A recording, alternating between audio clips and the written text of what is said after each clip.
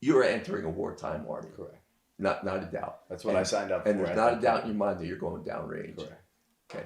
I'm ready for it. You're ready. You're ready Yeah. for it, and you want it. I did.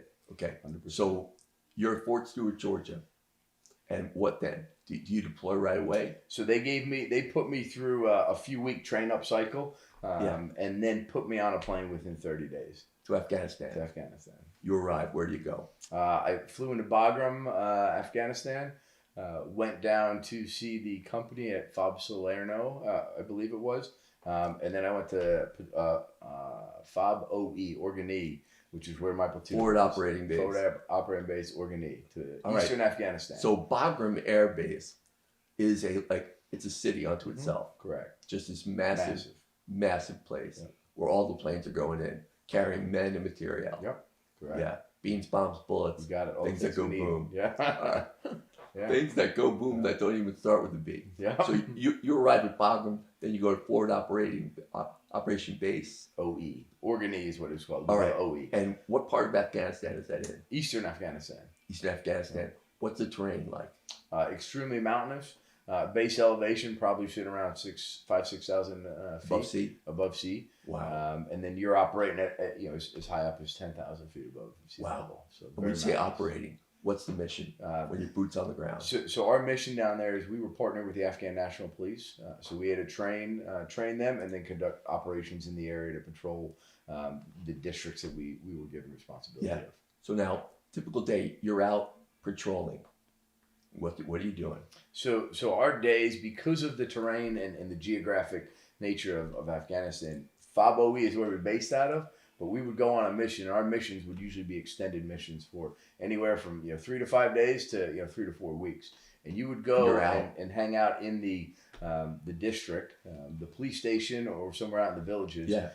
You would do some training and rehearsals with the police, and then you would go out and you'd walk the mountains, you'd walk through the villages, you'd try and build relationships. Also, obviously, identify those that are not welcome. And is your rucksack your life at that point? Your rucksack or your Humvee depends on where you are, what you're doing. What you got on your back or in your vehicle is what you got. Right.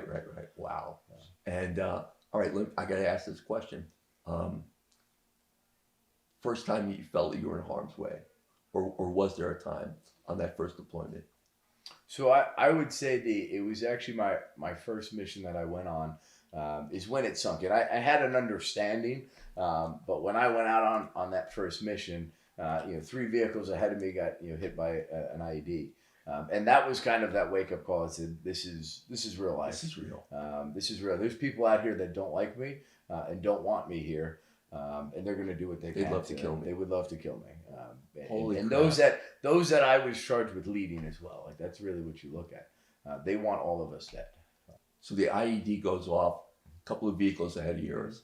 Big pucker factor. Yep, definitely a wake up call. Wow. Were you ever exposed to small weapons fire coming from the enemy? So that not on that particular mission, but multiple times throughout that deployment, it basically just become your daily way of life. You could expect that people were gonna shoot at you or try and blow you up. And you're returning fire. Yep, 100%. And what's the weapon?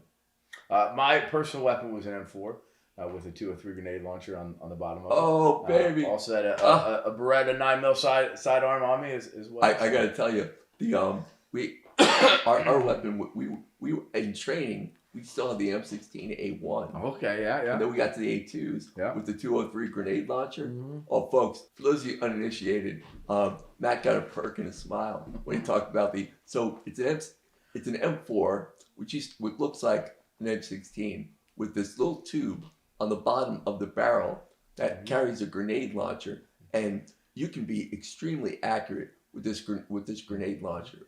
I mean, pop. Yeah, you just lob this thing in. We used to train shooting at tanks. Yeah. Old disabled tanks at Fort Knox and Fort Bragg. Mm-hmm. And this, you could plunk one. You could, yeah. Oh, fun. baby. Fun, yeah. Oh, so you were M4 with a 203 and a Beretta 9mm just for a backup. Yeah. And you're returning fire. Yeah.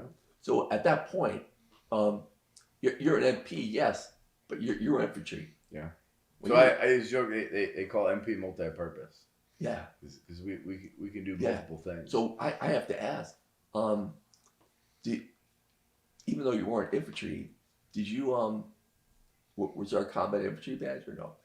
So there is. So you've got the, it's called the Combat Action Badge. So if you're not infantry, you can get the Combat Action Badge. So you're awarded that, obviously, if you engage in combat. Yeah. So there you go. You got that. Got that. That's one thing. That and Purple Heart, I tell people, it's okay without getting those two things. Yeah. You're fine. Yeah. You might think you want it, but it's okay without it. Right. So obviously, follow-on question. Any of your, or the people that your platoon, all men or men and women? Men and women, female platoon sergeant, female squad leaders, female soldiers, men and women in the MP Corps. So, and great group of folks. So here's one of the things that I loved about the service, and it's really amplified in my hut in Honduras. We lived in these huts called hooches. Yeah. And I got there, and here I am, this pasty-faced Irish kid from the Bronx, originally, and Rockland County, and I get in this hut, and one guy's an African-American first lieutenant, and the other's Puerto Rican first lieutenant. Here I am, whiter than white bread, and it worked beautifully because we all got there the same way. Meritocracy, college ROTC, did all the right things, and that's one of the things I loved about the Army.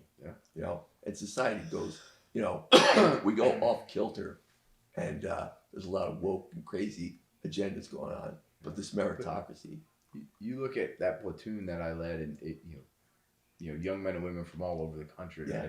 And, folks that in Eastern Afghanistan, it's mountainous and snowy, so the winter was cold and snowy, right? I had a kid from Texas who had never seen snow before. He said, what's this white stuff that's coming down here? But just the folks come from all over and united.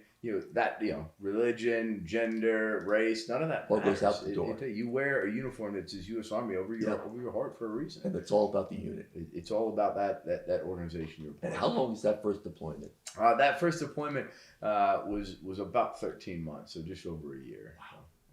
And I have to ask, soldiers critically wounded or KIA? Fortunately for me as a platoon leader, nobody was killed. We had a few injured that ended up having to come home for injuries, but everybody made it. As the company did lose a soldier and a number of others injured. So that's rough stuff. And then units that so I was attached as a platoon. We were attached to an infantry battalion. And there was a patrol we were on where First Sergeant was killed. Not my First Sergeant, but another First Sergeant. Yeah. So there was a number of folks I would say close to us that obviously lost their life, and that obviously is tough. Very tough. Wow. You know what? Let's take a break right there.